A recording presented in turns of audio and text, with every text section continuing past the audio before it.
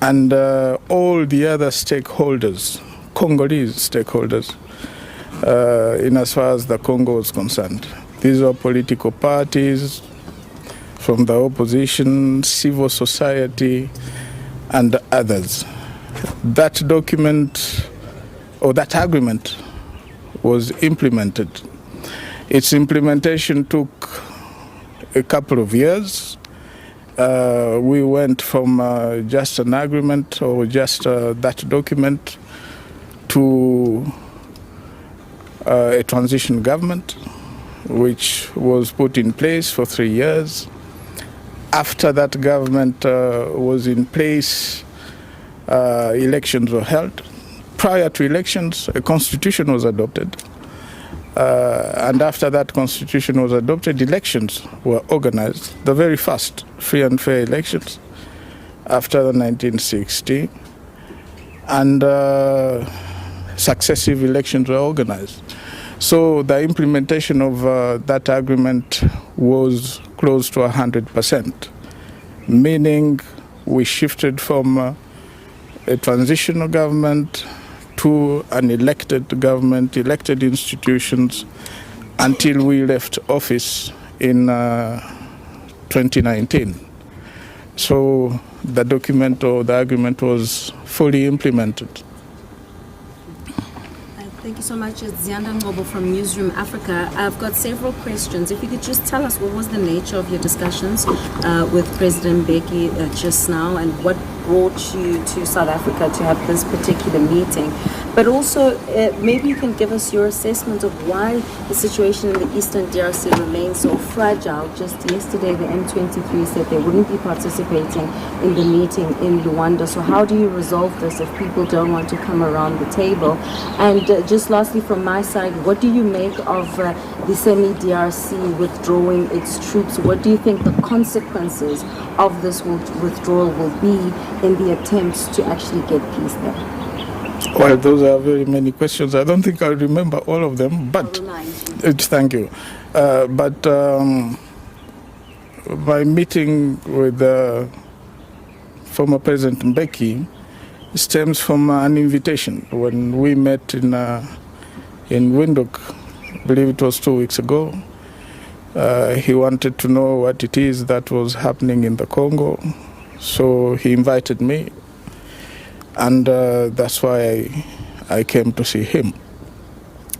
2 or 3 of the questions, I'm not the spokesman of the M23, so why did they not go to a meeting or not? I'm not very conversant with that. They definitely have their reasons, and you might have other channels to ask them that. But what was the third question? The third one was, what do you believe the consequences of semi-DRC withdrawing from the Eastern DRC are going to be, given how fragile the situation remains, and you know the people who are supposed to be sitting around the table are not coming to the party? Well, I haven't been following very closely the situation or the deployment, and of course the announcement of the withdrawal of some forces in the DRC. But our take has always been, and this is what I said a couple of weeks ago, that considering the situation, the solution that we adopted way back in 2002, 2003, because back then we also had close to the same kind of situation, where you have a multitude of armed forces, various armed groups. Today what is new is that you now have mercenaries who've been employed by the government forces. Our attitude back then was to ask each and everyone to leave. Each and every force was to leave, and that's exactly what happened. And that's what I believe directly or indirectly facilitated the peace process that that started immediately after. But is it the same solution that we can apply to the current situation? I believe part of it, yes, can apply the same solution. But considering that the problem is much more deeper than what everybody thinks it is, you have to go into the internal dynamics of what's happening in the Congo and definitely leave out this blame game of thinking that everything else that's happening is as a result of someone else. At one given point in time, we have to ask ourselves, is it not us, the problem, or our problem, and how do we solve it as Congolese? So what are the consequences of Samir DRC pulling out? Well, I don't see any major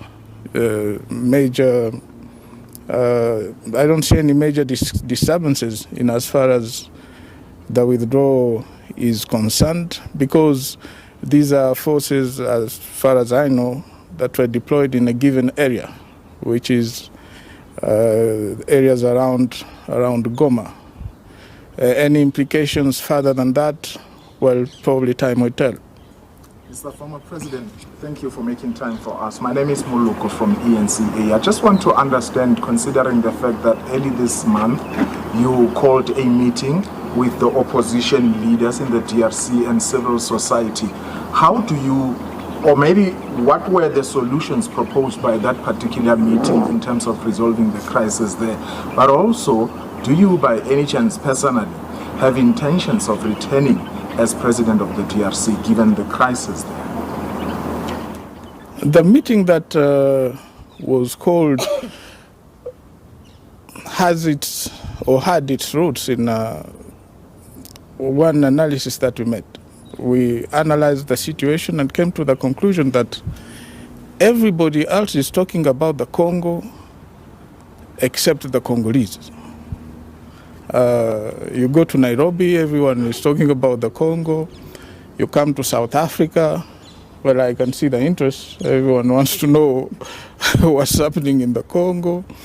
But the Congolese themselves seem to be ignored. So the objective was, let's get together, civil society, opposition, and anybody else who's interested in our country, church leaders also, so that we can iron out and especially try to analyze the situation. What is the role of each and every player in what's going on in the Congo? What's the role of the government and civil society and, of course, the opposition? Well, the second question, meaning, am I ready? No, listen. We are ready to work, honestly work for peace, actively work for peace, and that was our attitude 22 years ago when we came to Sun City and signed the agreement. Our attitude today, being much more informed, is definitely to stand up again and be on the move, work for peace in any capacity that we can. Mr. President, the role of the region and neighboring countries and the international community, what could be the role of other stakeholders outside the DRC in assisting the DRC again to have a peace process, as we see that Luanda talks are very shaky. It looks like it's a start and go. What must happen? What can lead to the lasting solution for the DRC? In 2018, I participated in one of the last meetings, I believe, of the SADC my last meeting as sitting head of state. And I told the leaders back then that I was happy, I was living, but that the Congo was no longer the old man of the region. Old man meaning the weakling of the region, SADC region and the region of the Great Lakes. That was my belief in a strong Congo, a Congo that was on track. But yes, 6 years later, we are almost close to square one, the point of departure. Now, what can all these other countries do? I believe it should not be a cyclic thing where 5 years down the road you have peace, 10, 15 years later you have war. No, the Congolese people don't want that. I believe we have to go back to the basics. For close to 16, 17 years, the Congo was stable. Not 100% stable, but stable enough for it to move forward in as far as economic development and other areas were concerned. So what do? I believe we have to go back to the basics. The basics meaning that we have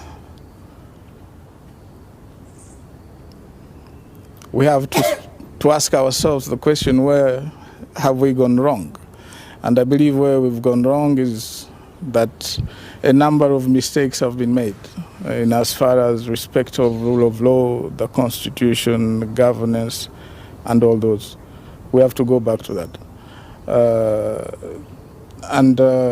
What can these regional countries or regional neighbors of the Congo do? Probably the same thing as in 2002, support a process or a peace process and move forward. You've talked about how shaky the peace process in Luanda is. I believe that it's just the dynamics. People have not yet oiled the machine, but hopefully things will get back on track and people will start honestly talking of peace. Mr. President, hello, Nellie Payton from Reuters. How do you respond to President Tshisekedi's accusation that you are an accomplice of the Congo River Alliance or the M23, and what is your relationship with those groups? Well, if at all I was, the word you use is what? An accomplice. Accomplice, I believe. Or well, the situation could not have been what it is. Could have been very different. So those are just baseless. Next time you see him, ask him to give you the proof of what he's saying. So that's all I can say. In terms of Rwanda, which has been accused, at least by Pretoria, President Cyril Ramaphosa saying they are backing the M23. What's been your assessment? And if indeed they do have a hand in destabilizing your country, how should the international community then deal with Rwanda? Well, I haven't heard President Ramaphosa, and I'm not going to either support or contradict what he said. I haven't heard him. My attitude to everything that's happening I can resume it in just one question. If I am weak, whose fault is it? Is it the fault of my neighbor or my enemy, or is it my fault? If and when you answer that question, then you'll definitely find a solution to the problem that you have. And the Congo cannot continue to be this crybaby in the region, talking about how weak it is and how strong everybody else is. That, to me, is not the right approach. Now, how does, or will the international community deal with the situation? Well, I'm not part of that particular international community, but as a Congolese, what interests me and what interests the Congolese people is how do we deal with the situation ourselves. And I believe that should be the vantage point from where we'll be looking at things. We should be looking at things. As a part of the solutions that you believe need to be implemented in the DRC, does this include a nation-building process, and what would that look like, and who would form part of it? We earlier talked about the Sun City Agreement. The Sun City Agreement laid the foundation for what you might call a nation-building process. I don't think that anybody, mediators, facilitators, will do anything better than what we did in Sun City. I doubt that they will do that. And that's why I talked about going back to the basics, because from that particular agreement, we came out of that three years later with a constitution which laid the foundation for what you're talking about: nation building, institution building, elections, and the rest was supposed to follow. So that, to me, could be the approach. Do you regret supporting President Tshisekedi during the first term? I don't live with regrets. No.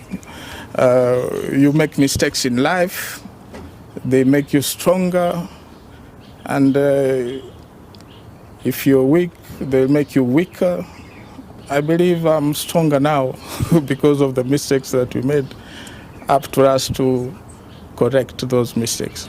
Final question. Two more questions, Sure. And then let's not abuse the hospitality of the foundation. Now, President. he is a dictator. 4 more questions.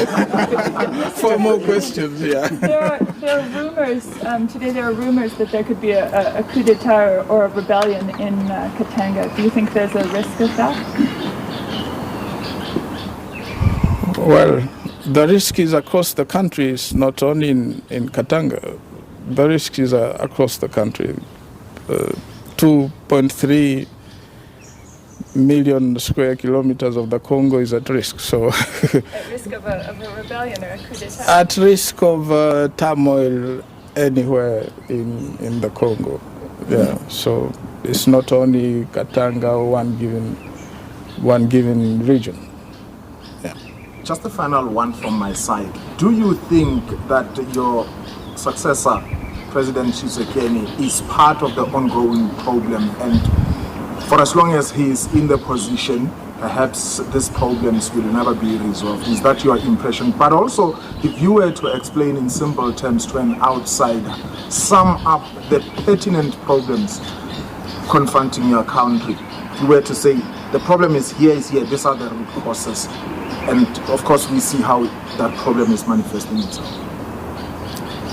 Well, I'll sum up by saying this. I believe the problem in the Congo, you rightly said so, the problem is President Felix, the solution is President Felix.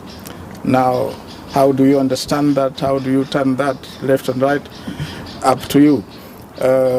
But critical decisions have to be made. And in critical times, you have to make critical decisions. And these are critical times for the Congo.